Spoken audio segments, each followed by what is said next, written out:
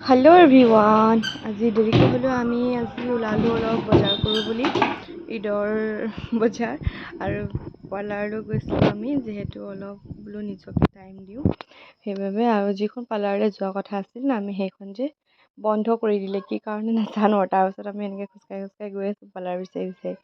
তাৰপিছতে এয়া দেখিছেনে, ইমান ধুনীয়াকৈ সজাই আছে। আৰু এইফালে আমাৰ চটাৰজিত নাজিৰাৰ বহুত ধুনীয়া লাগিছে। তাৰপিছত আহি পালোঁ আমি পাৰ্লাৰ, তাৰপিছত আমাৰ কাম হৈ গ'ল। আৰু এইফালে বেটাই আৰু বেটী ধুনীয়াকৈ চাই আছে। তাৰপিছত আহিলোঁ কাপোৰৰ দোকানত, কাপোৰযোৰ চালোঁ। তাৰপিছত বেটী এজনীৰ কাৰণে কাপোৰ এযোৰ চালোঁ।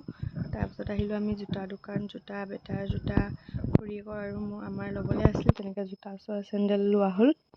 তাৰপিছত আহি গ'লোঁ কচমেটিকৰ দোকানত। আৰু ছোৱালী মানুহৰ বজাৰ শেষ হয় জানো, হয় নাই বাৰু?